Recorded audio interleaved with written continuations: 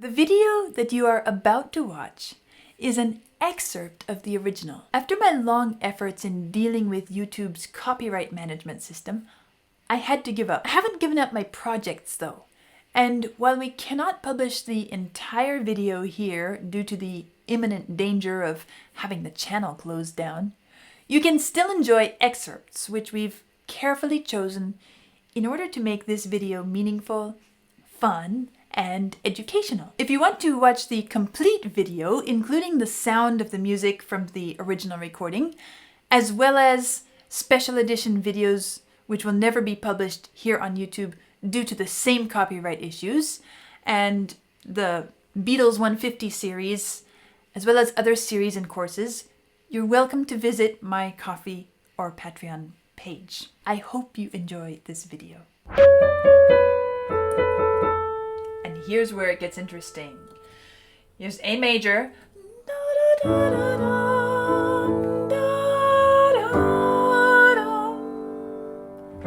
Did you hear that chord? Hi everyone. Number 34 in the Beatles 150 series, and this one is entitled Every Little Thing. So, every little thing. Which little things? I'm curious. I guess I'll find out. Well, of course, I have something to read, so let me see what that has to say, and then we'll listen. The release date was the 4th of December, 1964. The genre is plain and simple rock. McCartney said in 1964 that John and I got this one written in Atlantic City during our last tour of the States. So 1964 was the last time Beatles toured the States? I'll have to try to remember that. Although it has never been officially confirmed by Paul, many sources speculate that Every Little Thing was inspired by his ongoing relationship with Jane Asher. Although the song was released in Britain in December of 1964, US audiences had to wait until June 14th, 1965 to hear Every Little Thing. Did they know they were waiting? That would have been a long time to wait, I suppose. Every Little Thing is a rare example of a Lennon-McCartney song in which one member of the partnership was primary composer, here McCartney, but the other sang lead vocal, here Lennon. McCartney sings in unison with Lennon on the verses, but Lennon's vocal is more prominent. McCartney sings the high harmony on the chorus. In 2010, Every Little Thing appeared at number 91 on Rolling Stone magazine's list of the 100 greatest Beatles songs. How many Beatles songs were there total? I know I'm doing 150, and I'm doing quite a few. I guess there were a few more than that, because we've skipped some along the way. So 100 greatest Beatles songs, that's quite an impressive number of greatest songs for a single band. Of course, it's not comparing it against any other band, but for a band to have an entire list dedicated to more than half of their output, because I don't think they did more than 200. I'd be curious to see a list that said the 20 greatest or something like that. Compare it. Anyway, here we go. That's sweet. What I noticed first off with the musical sound is that somehow the instruments sound, the parts sound more spread apart in this song compared to many of them. Oftentimes, everything is all packed in close together. The harmonies, the guitar, the drums, everything is very compact. But here, there's quite a wide spread, and it feels like there's a guitar over here, there's a guitar here, the voice, the drums are down here. There's a lot of spatial dimension in the layout of the various parts of the music. And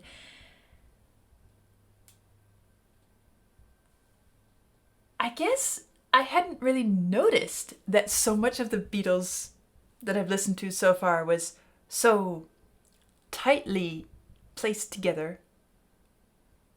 Really consciously noticed it Until I just listened to this one, and I suddenly realized, this is different. This is set. It's laid out differently. It feels different. It almost feels like I need to walk from one instrument to the other, from one part to the other, to get to, I don't know if any of you ever imagined yourself crawling inside the music.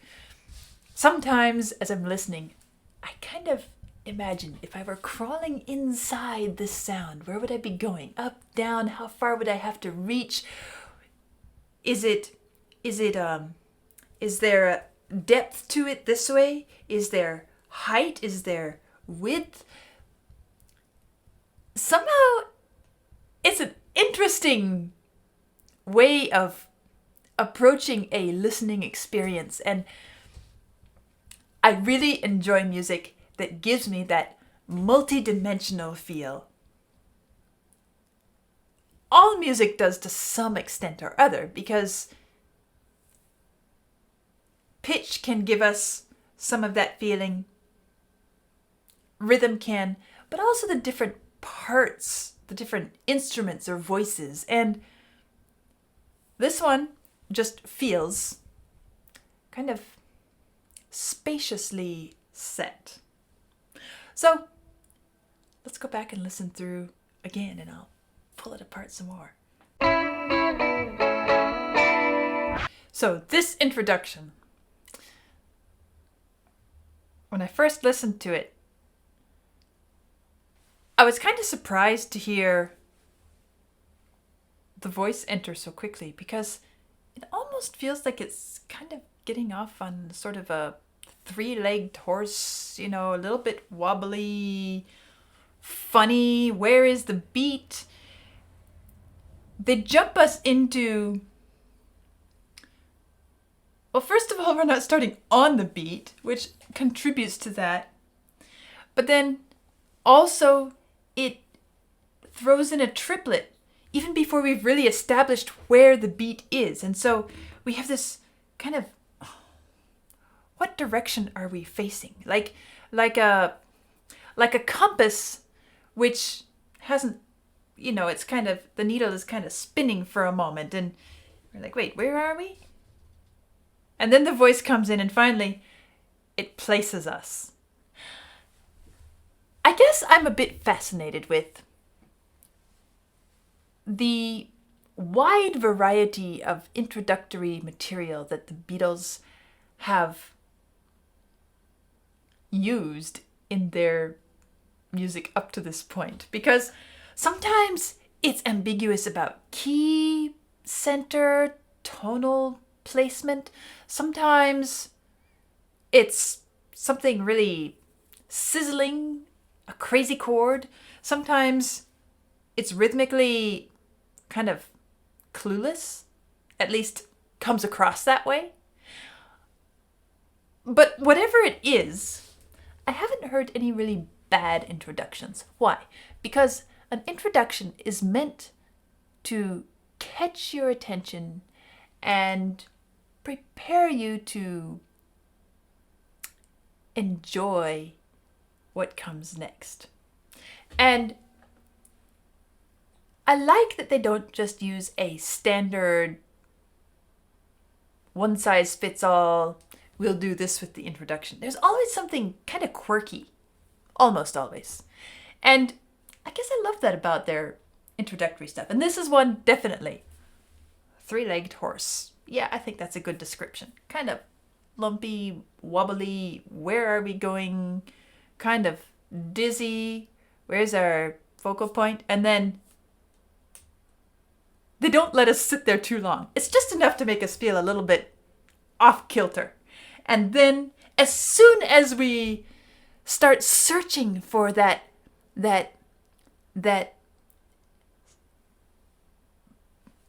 thing that we can hold on to, that anchor point, suddenly they gave it to us. The other thing that jumped out to me is this off-kilter, confused, disoriented feeling we get at the intro. Isn't it great that it is simply a quotation of one of the main melodic fragments in the verse, which means they're kind of playing with us a bit. They're taking something which feels perfectly comfortable and steady within the whole mix, and they're saying, okay, they'll place it at the beginning without context, and it's kind of poking fun at it in a little way, in the sense that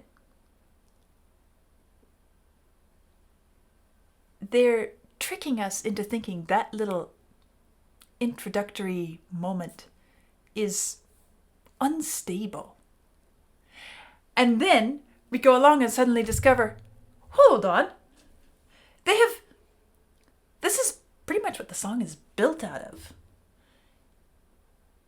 And it's perfectly balanced, and in fact, in many ways, this song is very, I won't say cookie cutter, but there's something very simple, almost simplistic about the musical construction, meaning they don't really do anything grand, surprising, out of line, other than that they do something quirky. And it's again this funny balance between really straightforward, practical use of musical material, and then placing it in such a way that it's not quite dull. It's not quite done in a way that we can write it off and say, oh, that was just a boring pop song. It's a creative twist. What is this melody that I'm talking about? Well, let's listen to the intro again. Da da da bum bum bum bum. Okay, now listen to the melody. When I'm walking beside her. That's basically it right there. And again, this is basically the same thing, but just a little downward fall. People tell me I'm lucky would be an exact quotation. Lucky. Yes, and then here, again, kind of quoting the intro, this time in the triplet element. Yes, oops, hold on, I wrote the wrong place here.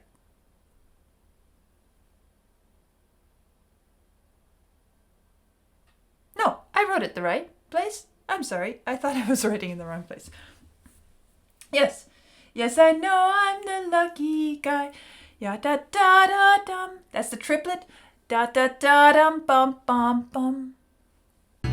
Yes, I know. And now here is where it starts to feel like we're exploring more, as I said, more of the spaciousness within this music, because we've already had the piano placing down here. And we have the voice da da da dum da dee dum da da da dum da da da dum. That's in its own place. And then the strumming kind of in the background. The drums are kind of filling in the texture, so it's not completely detached one from the other. I guess I would call the strumming rhythm and the little bit of percussion in the background kind of the connective tissue, the material that holds it all as one. But we have these significant anchor points placed in different locations with the other instruments. And so what happens here, first we hear this bum, bum, which is a guitar, probably, I would say, I'm not sure which guitar it is. Oh, it's this here right here. Dum, bum.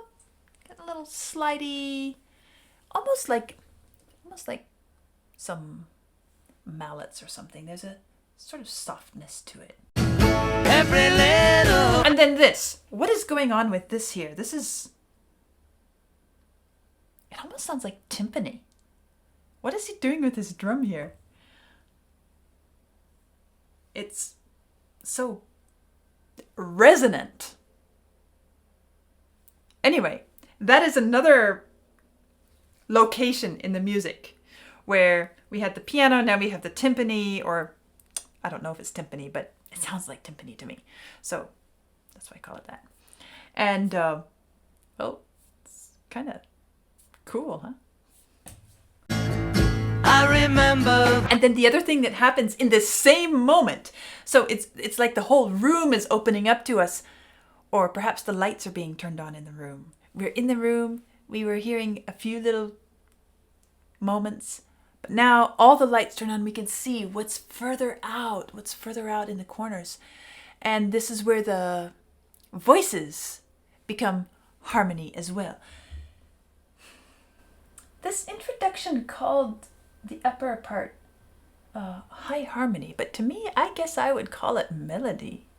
So I might disagree with the intro a little bit. Every little thing. Let me listen again. Every little thing. I perceive the upper part as the melody. And here's why. It's because the kind of the verse part before it is pitched a bit lower. Da da da dum, da da dum, da da da. And so it makes sense to my ears to hear something go a bit higher to kind of brighten things in that moment. And so as I hear this upper voice, I hear it as the melody. If someone wants to argue with me, you're welcome to. I'm not going to fight over it, but that's how I perceive it, and that's how I feel it. So I guess I would say, is it McCartney there? McCartney is taking over. It's more of a shared partnership than just Paul on the main melody line.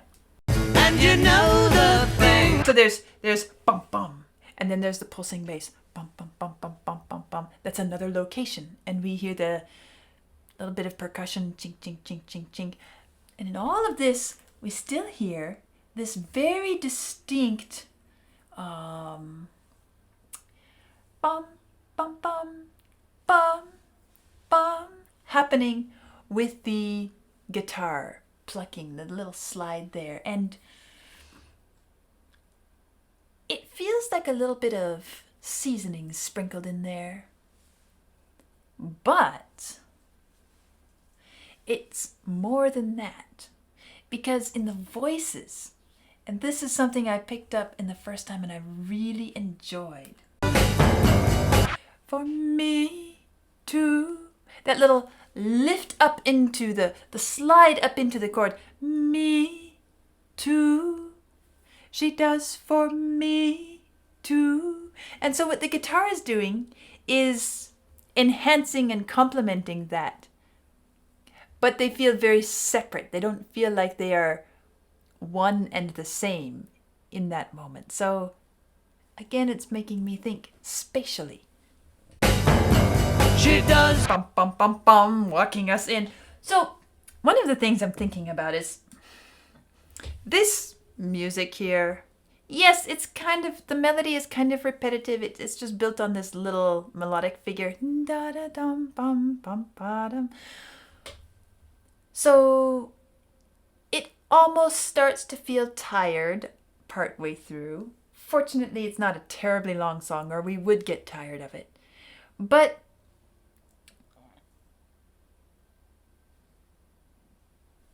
they've placed all these different interjections, instrumental interjections around it to keep it alive.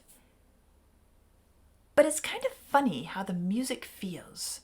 This dark timpani, boom, boom, kind of ominous sounding, or serious, you know, like some important moment is coming. And the lyrics are so classically Beatly, lovey, romantic chatter, really. I mean, it's nothing deep. It's It's nothing really substantive, profound. And to have this boom, boom, or the piano, bom, bom, bom, it kind of feels like an interesting contrast between the lyrics and the song. The music, the instruments. What should I say? I'm almost playing with the idea of, what if there were different lyrics put to this music? What if there was a different message being conveyed? I think it could get quite playful and fantastical and imaginative based on what the music is doing. And I guess what I'm saying is, this set of lyrics feels a little bit pedestrian to me. That's the truth of it. It's not bad. There's nothing wrong with it. But it feels like well, there is one special thing about it, actually. Again, I can't say it's bad. There is one special thing. When it says, yes, I know I'm a lucky guy. And then I remember the first time, and we start to think, the first time, as if recollecting. And then he says, I was lonely without her. Kind of an interjection. Kind of a flipping it on its head. Instead of, I remember the first time we met and it was so wonderful. I remember the first time I was lonely without her. And then back to, yes, I'm thinking about her now. So it does have some little special twists to it. But still, they've written so many of these by now. It's about time and I guess they actually have started broadening out and exploring other expressions and lyrical content. So it's okay for them to visit their roots from time to time, right? It is certainly different from she loves me, yeah, yeah, yeah. What? She loves you, not she loves me. Oh. Oops. From this point, we're hearing much of the same over again, right? But let's notice how it kind of comes to an end and wraps up. This is kind of the revelation moment. We could... Is it quite a solo? Is it a guitar solo? Did I just stop in the middle of a guitar solo? I don't know. Anyway, it's the moment in which we really recognize that the intro was what we've been listening to all along. Because suddenly we hear it again. Da-da-dum bum bum bum bum. With the guitar alone, just like we heard it in the intro. And so in case we didn't catch it in the voices, they're pointing it out to us saying, yeah, that intro that you thought was so confusing, it's not really. We just fooled you. I'm still laughing at this timpani. It strikes me as funny. Really. Every little thing, boom, boom. Little? Really? Is this his heart thumping? It's kind of too heavy for that. Is this her doing some little thing? It's really too big for that. It's a funny placement. Although musically, if you're just listening to the music without the lyrics, it's fun. But I'm still kind of thrown off by the placement of it with the lyrics. Just for me, yeah. Now there's one other thing that I want to talk about, but for that, I would like to go to the piano. So what about the tonality, the harmonic basis, the key center around which this is built? Because it has a kind of funny, open quality, which also contributes to this feeling of openness and spatial placement that I've been talking about. And I think that the key placement contributes to that a little bit. And here's why. Because, as I've often said, a major scale has a certain feeling of direction about it because of the way the penultimate note is just a fraction away from the top. And it pulls us towards the top. We have to go here. I've talked about that a lot. I'm not going to belabor that point, but I have to remind us of it because in this song, it's different. Instead of being so close, it's a bit lower down. And so we end up with a major sounding, but this is lower, and it doesn't pull us to the top. And it kind of makes it feel more open. It's a mode. In fact, we call it the Mixolydian mode if you want to be precise. But it almost gives the feeling of a pentatonic piece of music as well, because we don't have this leading semitone pulling us there. So how does it feature? Well, it features right away as the chords start in, because at the beginning, when the voice starts, that line, we are on our A major chord, and then we move to E major at the end of it, and then this happens again. And here's where it gets interesting. Here's A major.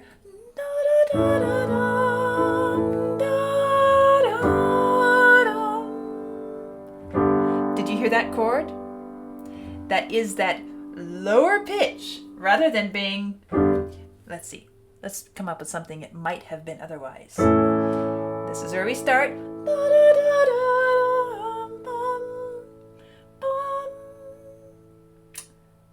Probably would have been this. You hear this? But instead we have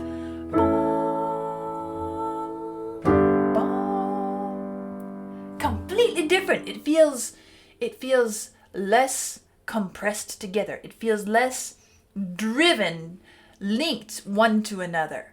This makes us feel like they're quite closely related. And one takes us to the other. But this, we could go anywhere from here. It's that feeling of standing in the middle of an open space and recognizing that you can turn any direction and you can go any direction. And so there are different things contributing to this feeling of spatial breadth and depth and width in this song. It's not just that the instruments are distinct in their sound. It has to do with the way the tonality is placed as well. So kind of a fun little detail, and it's interesting to play around with and to notice all of these details along the way. All in a simple little, any little thing. Well, I guess we found several little things. Every little thing. Vlad is correcting me. Every little thing. We found several of these every little things. That was fun. I'll see you next time.